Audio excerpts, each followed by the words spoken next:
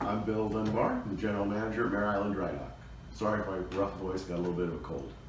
Okay. Bill, how long have you worked at Mare Island for? I've been at Mare Island 3.5 years. Okay.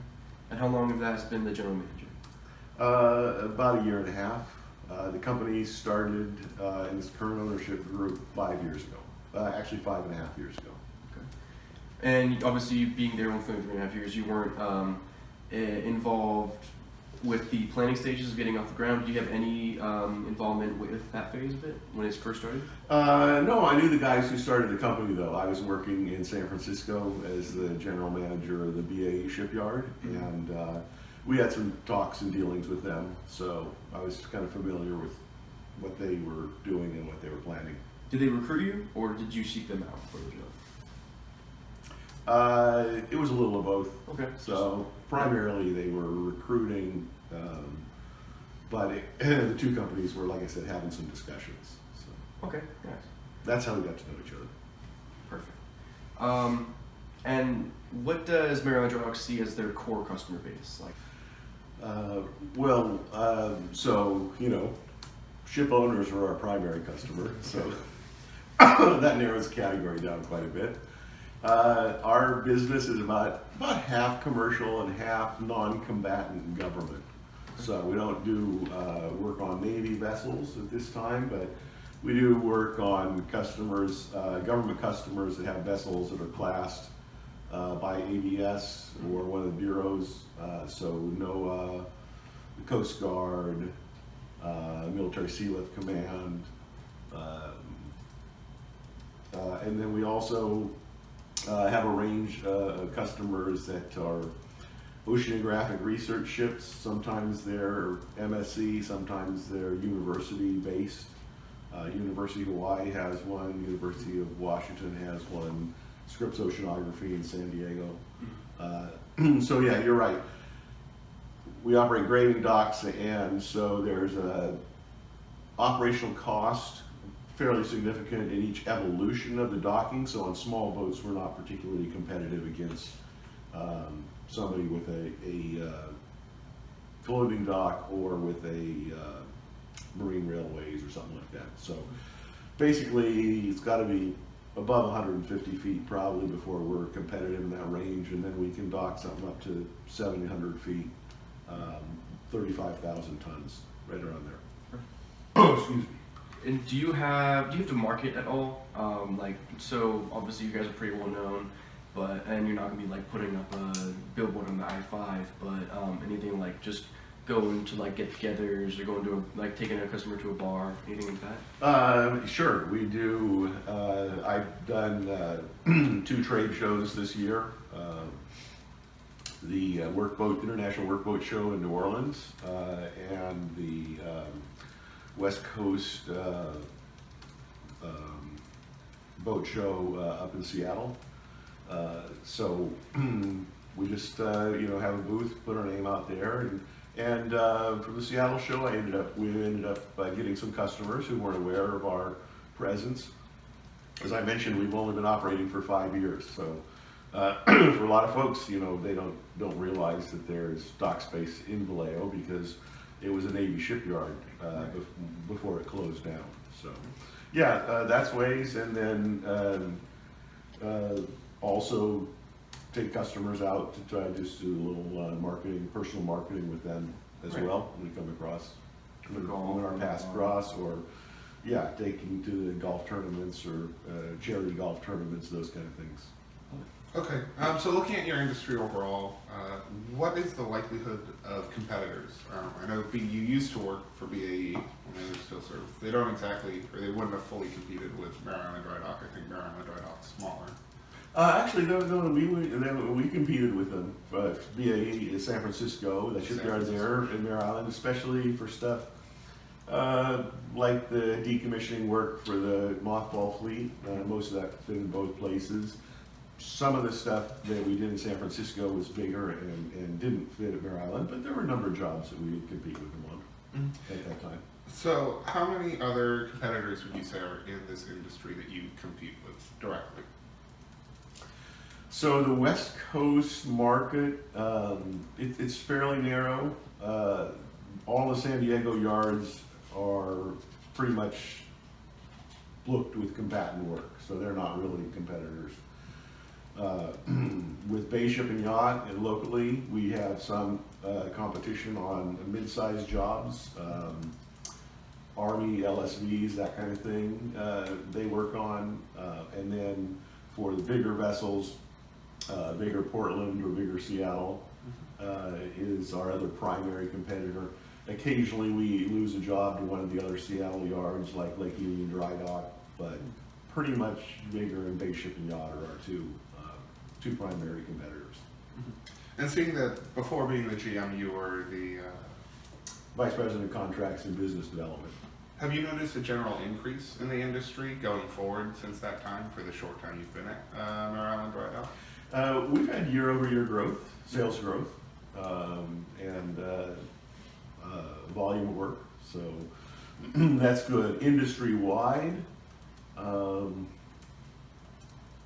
there's been some increase. You know, the Navy is in the midst, a long-term midst of shifting vessels to the West Coast. It's called a Pivot West, and as they put more combatant vessels on the West Coast, that increases, and the Western region increases the number of support vessels that'll be out here too. So that causes some increase in the market here. And then, so how is it, I know that you have to give contracts out for getting a job because you're competing with other shipyards. Right. So that's kind of the buyer's side of it. How is it getting all the parts that you need for the shipyard? Such as the cranes, the forklifts, some of the smaller pieces. Logistically, is it relatively easy, or is it rather difficult to get some of the parts? Well, it's not the parts as much, it's just the challenge of keeping up. So we rent a significant amount of equipment, so like with forklifts and man lifts and that kind of thing. We rent those on a project by project basis. So we don't have to put the capital investment in for the equipment. With cranes, we have 2 gantry cranes that were actually from the Naval Shipyard that we've refurbished and put in service, but as the environmental regulations continue to change on the amount of diesel emissions that you're allowed to put out, we have to repower the cranes in order to make them carb compliant. So that's it's a challenge because they're dealing with pretty old pieces of equipment and upgrading them to meet current requirements. We had a pretty tough time getting some of the rectifiers we needed to do the repower. Do you guys specialize in graving docks? Is a theme that Steve has? Or? Yeah, kind of the business model that we work with is trying to locate underutilized assets. Oftentimes they're surplus government assets, which the graving docks effectively are, and then doing whatever renovation we need to do to bring those back in service and continue utilizing them. At Vallejo, the docks are from the early 1900s. The oldest dock, which we haven't put in service, actually was commissioned in 1896, I think. So, these are assets that last a long time, hard to replicate. If you tried to build a graving dock in California today, you probably couldn't get the permits to do it. And so a huge part of what we're learning about in entrepreneurship is having a diverse management team when you start your company, so you get different ideas that can kind of build on each other. When setting up these new shipyards, does Steve already have a team in mind that he has, or does he just start it and then hires one by one? Usually we have a few primary people who are committed to come together and build up the business, because if you look in the past in the business he started, obviously he sold those, and the management group that was there stayed with the business that was there. So in this case, when he's moving out west, he was at first looking at a floating dry dock in San Diego with a couple people who had been involved in another ship repair firm down there. That didn't work out. The dock sold to somebody else, and so that's when they located the opportunity up here from the previous group that was at the facility, who weren't able to make a go of business, and they wanted to get out of it, so they closed down, and then Steve took over the lease from the property management company. And so he had a core group of 3 or 4 people, and then they just started hiring from there. There were already people who had worked at the previous business, so we were able to bring some of those in. Other people up in the area and from other places in California that we brought together to put a management team together. Just one more. Would you ever try? You said you specialize in non-combatant and commercial. Would you ever try to open up some combatant, some military ship docks? Not really. Typically, most vessel contracts bid coast-wide. They don't just go to one place. So you're content with just saying if your overall year-on-year growth, not needing to open up that? Well, we're looking, like I said, we're looking at it because the the Navy. Well, let me give you an example. A commercial customer will come in and they might spend 30 to 45 days in the shipyard. They want to get out and get back to work. A Navy vessel will come in and they'll spend 9 to 14 months in the shipyard. Right. So you can turn over a lot more customers if you're turning them over every 30 days than if you're trying to dry dock up Sure. for 12 months. Okay. So you have to make it worth it. Because the Navy keeps their ships in dock so long, though, as more ships move to the West Coast, they're finding they don't have enough dry dock capacity to meet their needs. Okay. So the Navy is seeking out and widening the scope of their bids to get more participation from other West Coast yards. Are there offering incentives to you to change your your capabilities? There was actually a request for information the Navy put out to seek out information about other docks that were available but not being used for combatant, and they did bring that up. That was part of the question is, if the Navy made an investment, would you consider moving over and taking on some combatant work? So they haven't put that incentive out yet, but they're obviously thinking about it.